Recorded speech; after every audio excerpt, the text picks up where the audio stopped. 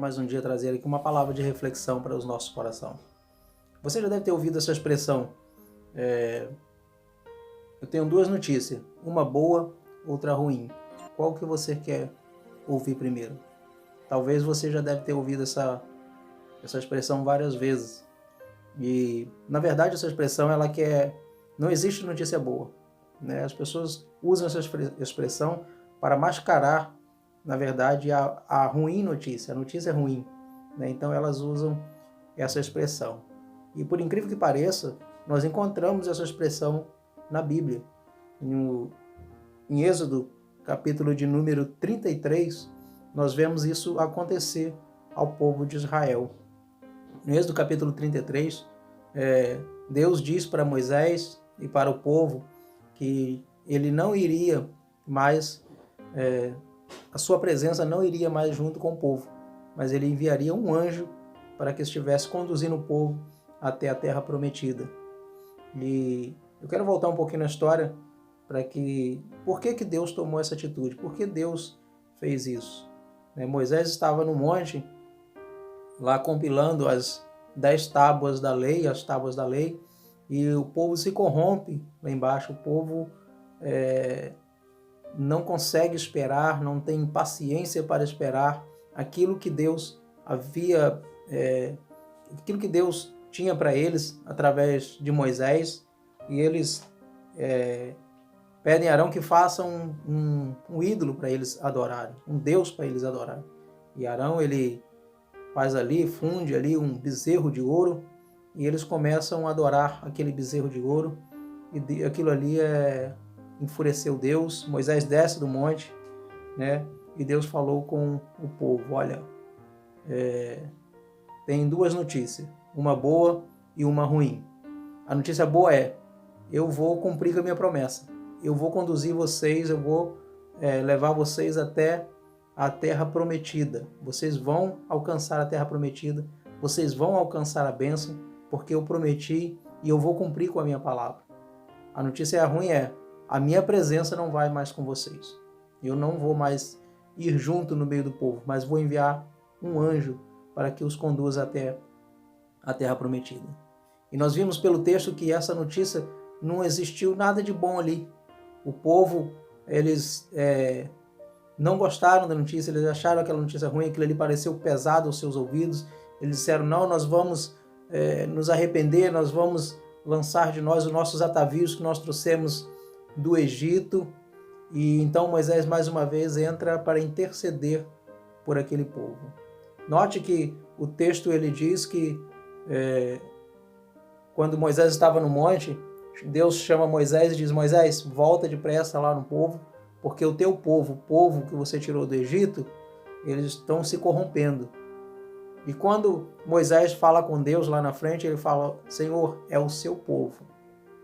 Então, quando o povo desobedece, né, assim como na sua casa, nos seus filhos, deve acontecer a mesma coisa.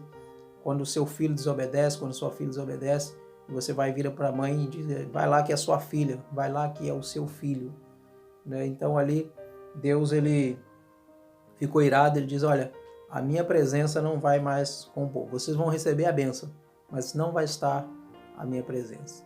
Qual é a moral da história? Aonde que eu quero chegar com essa palavra? Existem muitas pessoas hoje trocando a promessa pela presença.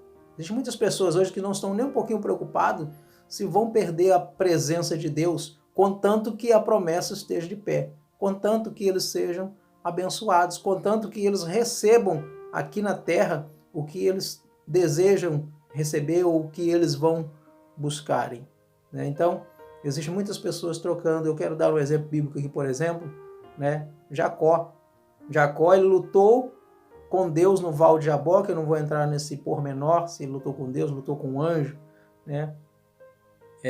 Não vou entrar dentro desse assunto aqui, porque não é o assunto para hoje, mas Jacó ali, ele não larga o anjo, ou não larga Deus, enquanto Deus não o abençoasse. Ou seja, mas enquanto ele não recebesse a bênção de Deus, ele não ia largar aquele anjo, ele não ia largar o Senhor. Existem muitas pessoas assim, em busca da sua bênção, em busca da sua promessa, mas esquecendo-se da presença. Aquele povo, o povo de Israel, eles se entristeceram muito. Não havia notícia boa nenhuma ali, ainda que eles tivessem a promessa de Deus que iriam entrar na terra prometida, para eles não havia notícia boa, porque a presença de Deus não estaria mais com eles, e eles sabiam muito bem o que significava para eles a presença de Deus. Eu quero, mais uma vez aqui também, relatar uma das igrejas da Ásia, se não me falha a memória, a igreja de Laodiceia. Eles disseram: rico sou e estou enriquecido e de nada tenho falta. Mais para frente, a Bíblia diz que Jesus diz assim: eis que estou à porta e bato. Se alguém ouvir a minha voz, eu entrarei, cearei com ele e ele comigo. Ou seja, essa igreja estava dizendo assim: eu não tenho falta de nada, eu sou abençoado. Eu tenho a bênção do Senhor, mas eu não tenho. Porém, eles não tinham a presença de Deus. Jesus estava do lado de fora, Jesus estava batendo a porta. Por que a gente, nesses últimos dias, no século em que estamos vivendo, na geração em que estamos vivendo, você não acredita que nós estamos vivenciando esta mesma história? A história não se repete. Existem muitas pessoas buscando a bênção, buscando a promessa, mas não estão nem um pouquinho preocupadas com a presença de Deus. Eu sei que isso não é generalizado, eu sei que não são todos. Há muitos que prezam pela presença de Deus na sua vida, independente se vão ter promessa ou não, independente se as promessas serão cumpridas ou não, independente se a bênção do Senhor estivesse sobre a sua vida ou não. Ainda existem muitos hoje que oram como Abacuque: ainda que a figueira não floresça, não haja fruto na vide, o produto da oliveira minta, nos currais não hajam vacas, que as ovelhas da malhada sejam arrebatadas, todavia eu me alegrarei no Senhor, no Deus da minha salvação. Existem muitas pessoas hoje, sim, que estão preocupadíssimas com a presença de Deus na sua vida, não se importando se terá promessa, se terá bênção ou não.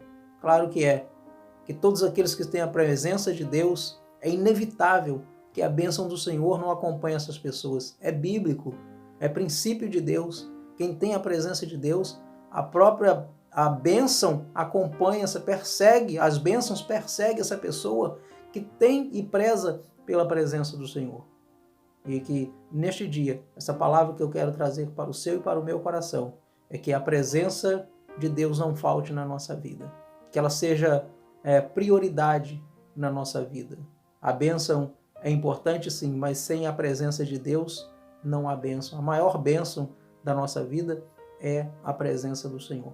Não troque a promessa pela presença. Não troque a promessa pela presença. Que Deus possa te abençoar neste dia, que Deus possa prosperar a sua casa e a sua vida cada dia mais. Fique com Deus e fique na paz em nome de Jesus.